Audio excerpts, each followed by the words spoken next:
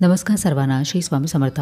आपली एखादी मनोकामना पूर्ण झाली नाही किंवा आयुष्यामध्ये कोणताही बदल झाला नाही तरीही सेवा मध्येच का सोडून देऊ नये आणि स्वामींच्या सेवेचे महत्त्व काय आहे याचीच माहिती आजच्या व्हिडिओमध्ये घेणार आहोत. त्यामुळे व्हिडिओ शेवटपर्यंत नक्की बघा. अनेक वेळेला आपण प्रामाणिकपणे स्वामींची सेवा करतो, पण तरीही जीवनामध्ये मोठे बदल होताना दिसत नाही. काही वेळेला समस्या तशाच राहतात, आर्थिक अडचणी दूर होत नाहीत किंवा अपेक्षित फळ मिळत नाही. अशा वेळेला काही भक्त निराश होतात आणि सेवा सोडण्याचा विचार करतात. पण खरा भक्त तोच असतो जो स्वामींच्या सेवेमध्ये सातत्याने टिकून राहतो. कारण सेवा ही फक्त फळ मिळवण्यासाठी नसते, तर स्वामींच्या प्राप्तीसाठी, स्वामींच्या कृपा प्राप्तीसाठी सुद्धा असते. खरे पाहता सेवा सोडणे ही मोठी चूक ठरू शकते. कारण सेवा ही केवळ समस्यांवर उपाय नाही, तर आपल्या आत्मिक उन्नतीसाठी सुद्धा ती आवश्यक असते. सेवा म्हणजे एक प्रकारची परीक्षाच असते. स्वामी आपल्याला नेहमीच मदत करतात, पण काही वेळा ते भक्तांची परीक्षासुद्धा पाहतात. त्यामुळे भक्ताने हे लक्षात ठेवावे की आपल्याला मिळणारा प्रत्येक अनुभव हा काही ना काहीतरी शिकवण देणाराच असतो.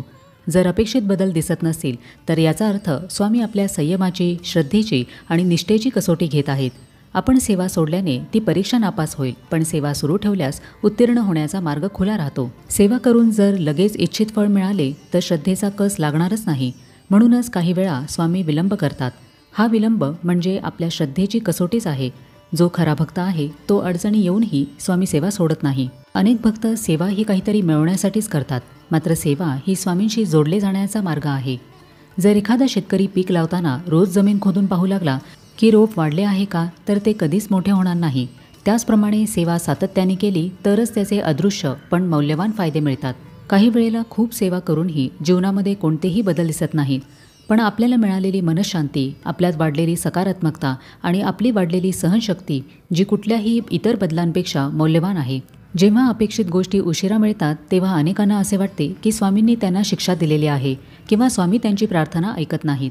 पण खरा अर्थ असा असतो की स्वामी योग्य वेळ येईपर्यंत आपल्याला तयार करत असतात. काही वेळा आपल्याला काही गोष्टी मिळण्यासाठी अजून आत्मिक तयारीची गरज असते आणि तो काळ आपल्या जडणघडणीचा असतो. गीतेमध्ये भगवान श्रीकृष्णांनी सांगितलेले आहे की कर्मण्ये वाधिकारस्ते मा फलेषु कदाचन, म्हणजे फळाच्या अपेक्षेशिवाय कर्म करत राहणे हाच खरा भक्तिमार्ग आहे. जर तुम्ही सेवा करत असाल आणि त्यातून काही बदल होत नसेल तरी ते तुमच्या आध्यात्मिक उन्नतीसाठी नक्कीच उपयुक्त ठरत आहे. जेव्हा जीवनामध्ये कठीण प्रसंग येतात तेव्हा त्याच्याकडे स्वामींची परीक्षा म्हणून पाहायला हवी. काही वेळा ही अडचणच स्वामींच्या मोठ्या कृपेची सुरुवात असते. म्हणूनच सेवा सोडण्याऐवजी अजून जास्त श्रद्धेने सेवा करणे आवश्यक आहे. जेव्हा आपण स्वामींशी असे म्हणतो की मी एवढी सेवा केली तरी मला काही मिळाले नाही, तेव्हा आपण सेवेचा हेतू चुकीच्या दिशेने नेत असतो. सेवा ही स्वामींशी केलेली सौदेबाजी नसते. तुम्ही माझी इच्छा पूर्ण करा तरच मी सेवा करेन हा भाव चुकीचा आहे.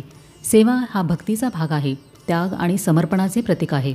त्यामुळे स्वामींच्या सेवेमध्ये सातत्य ठेवावे.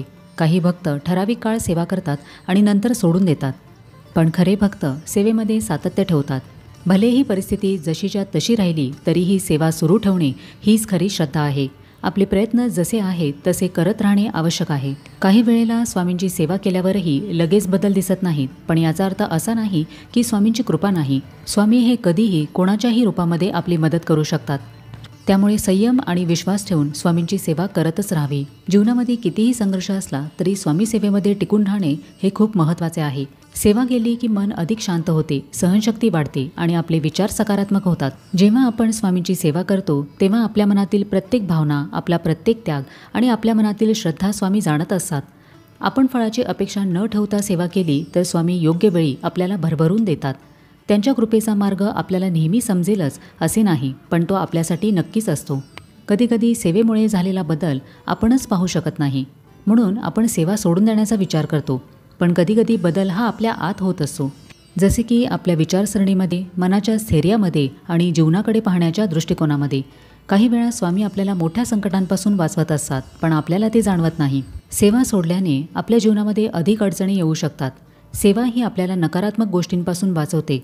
जर आपण सेवा सोडली तर आपले मन अस्थिर होईल, नकारात्मक विचार येतील आणि समस्यांना सामोरे जाण्याची ताकदही कमी होईल. त्यामुळे सेवा अखंड सुरू ठेवणे हे जीवनाच्या स्थैर्यासाठी आवश्यक आहे. सेवा म्हणजे संचित पुण्याचा साठा. प्रत्येक सेवा ही आपल्याला पुण्यसंचय करून देते. काही वेळा आज केलेली सेवा भविष्यामध्ये उत्तम परिणाम देते. म्हणूनच तात्काळ फळ न मिळाले तरीही सेवा सुरू ठेवणे आवश्यक आहे.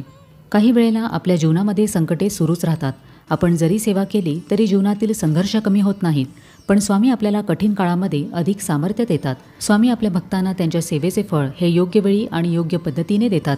कधीकधी आपल्याला अपेक्षित गोष्ट ही योग्य नसते किंवा त्यासाठी आणखीन तयारी आवश्यक असते. त्यामुळे सेवेमधून संयम आणि सहनशक्ती विकसित होणे हा मोठा लाभ होतो ते आपल्याला जाणवत नाही. म्हणूनच अशा सकारात्मक बदलांवर लक्ष केंद्रित करावे. स्वामींवर विश्वास ठेवून त्यांची सेवा सुरूच ठेवणे म्हणजे आपल्या श्रद्धेचा आणि समर्पणाचा संकल्प मजबूत करणे. आपण सेवा करत राहिलो तर स्वामी आपल्या जीवनामध्ये कधी ना कधी मोठा बदल नक्कीच आणतात आणि नेहमी तो आपल्या भल्यासाठीच असतो. त्यामुळे एक गोष्ट लक्षात घ्या की जरी आपल्या जीवनामध्ये काही बदल झाला नाही तरीही सेवा सोडू नये. कारण सेवा सोडल्याने आपल्या समस्या सुटत नाहीत.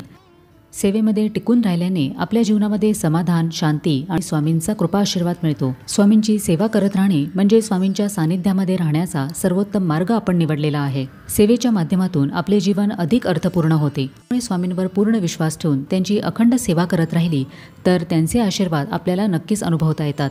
तर आजच्या व्हिडिओमध्ये आपण पाहिले की आयुष्यामध्ये मोठे बदल होत नसले तरीही सेवा का सोडू नये, कारण सेवा हाच भक्तीचा खरा मार्ग आहे.